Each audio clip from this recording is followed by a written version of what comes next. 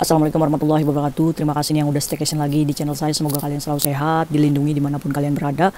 Dan terima kasih banyak untuk support kalian. Silahkan subscribe dulu guys. Yang udah subscribe atau yang baru mampir di channel saya, silahkan tinggalkan komentar kalian. Saya pasti datang kembali ke channel kalian buat sama-sama support. Hari ini mungkin konten saya agak sedikit sensitif. Disclaimer dulu nih guys. Saya akan membahas sedikit banyaknya tentang kisah salah satu anak overstay yang sekarang udah pulang ke Indonesia. Dia overstay di Hong Kong selama 11 tahun dan sudah pulang ke Indonesia.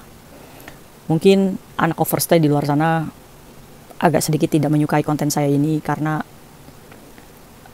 dinilai mungkin saya sok tahu.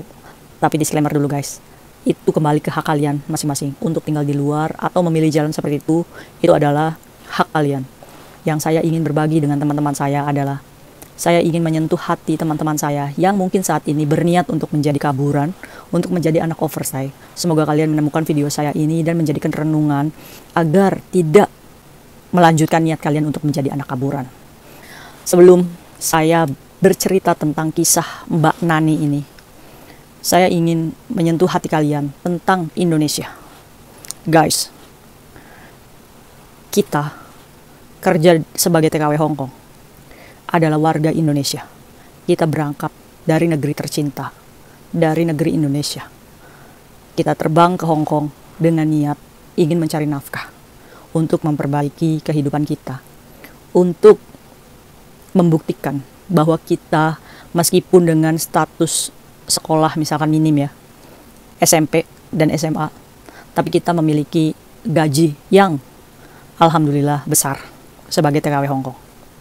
Indonesia ini adalah negeri di mana kita dilahirkan, kita dibesarkan. Sedikit banyaknya suka duka kehidupan kita masa kecil, masa remaja. Indonesia itu tetap rumah kita guys. Kemanapun kita pergi, Indonesia tetap jati diri kita. Namun sayangnya, sesampainya kita ke Hong Kong, sesampainya kita di Hong Kong, cinta kepada negeri kita sendiri itu hilang, sirna, dikarenakan rasa marah kita kepada keluarga, kepada keadaan, kepada ekonomi yang belum kunjung membaik. Kita marah dengan diri kita sendiri. Kita lampiaskan marah juga kepada Indonesia. Guys, negara kita menjamin setiap pekerja yang bekerja secara legal di negeri orang lain, dari segi kesehatan, keamanan, hukum, kalian adalah warga Indonesia yang dilindungi hukum, dilindungi oleh negara. Tapi semua itu hilang ketika kita sudah berada di Hong Kong, ketika kita menghadapi ujian yang sebenarnya kalian itu bisa menghadapinya guys, hanya karena ego, karena tidak bisa melawan keadaan, melawan ego sendiri. Kalian menyerah dan memilih untuk menjadi anak kaburan, menjadi anak overstay, menjadi anak ilegal. Saat kalian menjadi anak ilegal, overstay di luar, maka hak warga negaraan kalian itu semuanya hilang.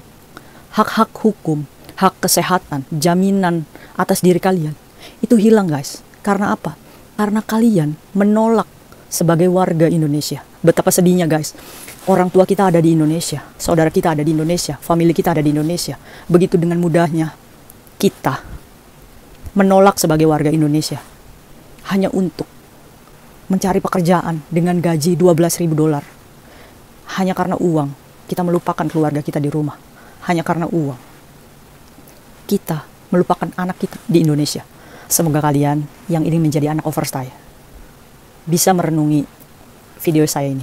Kalau saya untuk menjadi anak overstay, saya berpikir banyak-banyak. Karena apa guys? Karena saya trauma di negeri saya sendiri, Indonesia. Saya sulit untuk mencari kerja.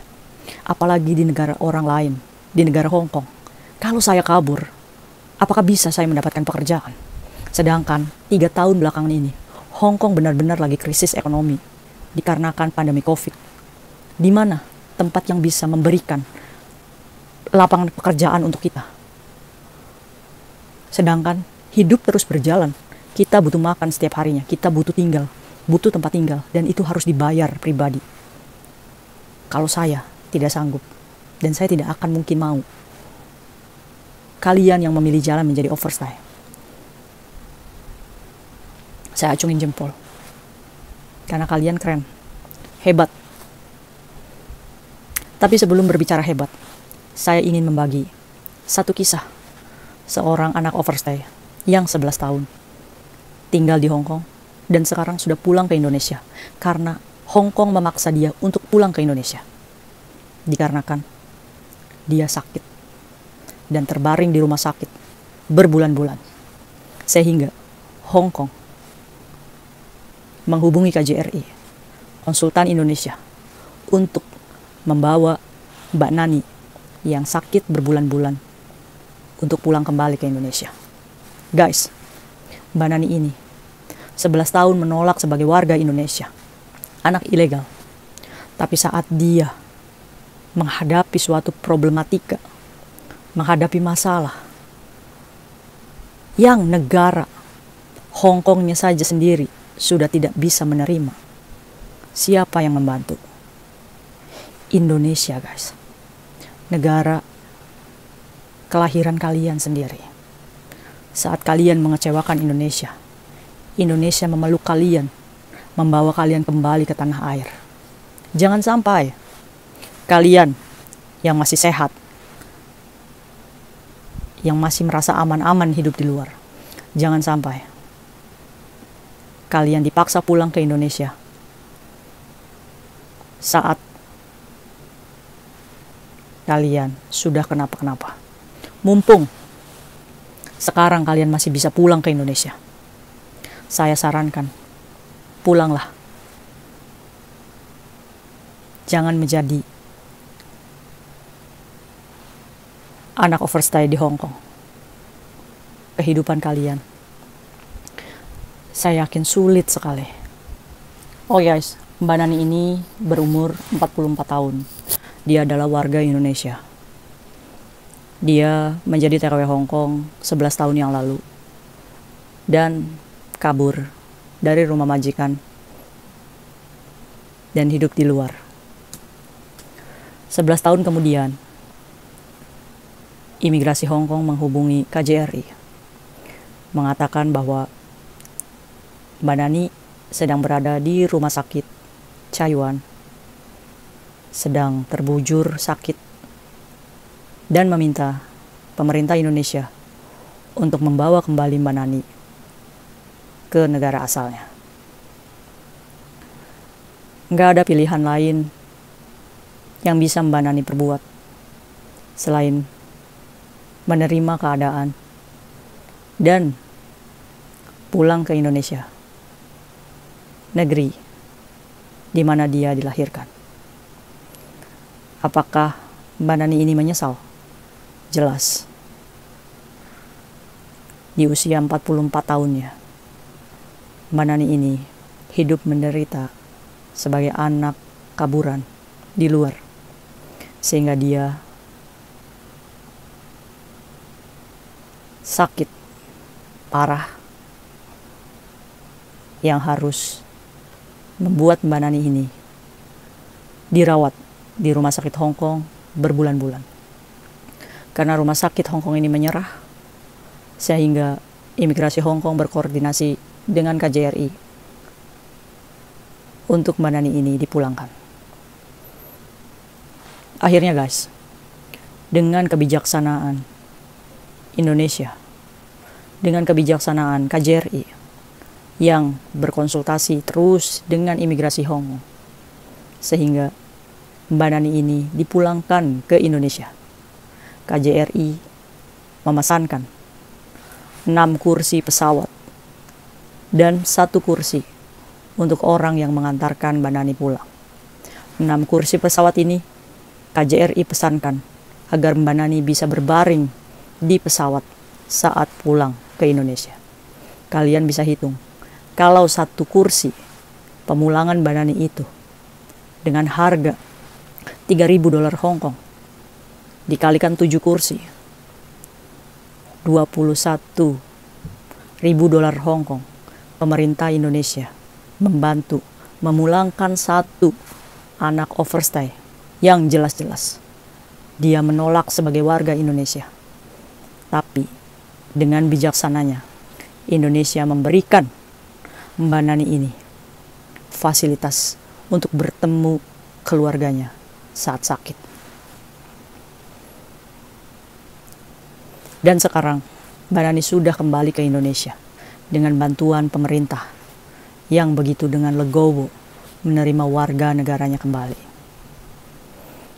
Semoga kisah Mbak Nani ini menjadikan pelajaran untuk kita bersama bahwa hidup di luar bertahun-tahun yang tadinya berniat bercita-cita mencari uang sebanyak-banyaknya dengan bekerja dengan gaji yang lebih tinggi, namun pada kenyataannya seperti Mbak Nani tadi, sakit, tidak memiliki apa-apa, dan menderita. Buat kalian anak overstay di luar sana yang saat ini kesulitan hidup, cepat hubungi segera pihak KJRI, dan saya cantumkan nomor yang mungkin bisa membantu kalian untuk menyerahkan diri. Apakah KJRI menerima? Sangat menerima. Sangat menerima dan sangat bahagia jika kalian menyerahkan diri dan pulang ke Indonesia. Karena apa? Saat kalian menyerahkan diri, sebelum terjadi apa-apa, sebelum terjadi sakit, setidaknya kalian membantu meringankan keuangan negara agar tidak membuang-buang uang lebih banyak lagi saat kalian masih sehat. Indonesia hanya membelikan 1 tiket pesawat untuk kalian. Tapi kalau keadaannya sudah seperti Mbak Nani, Indonesia harus mengeluarkan 7 kursi pesawat untuk kalian pulang. Berkontribusilah menghemat anggaran negara dengan menyerahkan diri dan pulang kembali ke Indonesia. Setidaknya uang yang dihemat itu bisa membantu masyarakat miskin di negara kita sendiri, guys. Aduh, kalau kita bicara anak overstay ini memang nggak ada selesai-selesainya ya, guys. Tapi saya tertarik sekali membahas masalah ini bukan karena saya membenci anak overstay di luar sana. Bukan, guys, sekali lagi saya tidak ada unsur membenci kalian. Saya berbicara seperti ini karena saya sayang kalian dan saya nggak mau kalian itu hidup sulit di luar. Ya, meskipun hidup di majikan ya kita juga stres ya, guys ya, tapi ya setidaknya kita masih diberikan makan, masih diberikan tempat tinggal. Kalau kita sakit kita bisa dijamin kesehatannya. Mungkin itu aja sih pesan moral yang bisa saya bagi ke kalian. Semoga perjalanan Mbak Nani ini menjadikan kita lebih banyak bersyukur lagi ya, guys, atas nikmat sehat saat ini. Tetap semangat bekerjanya, guys. Oke, terima kasih, see you next video, bye bye.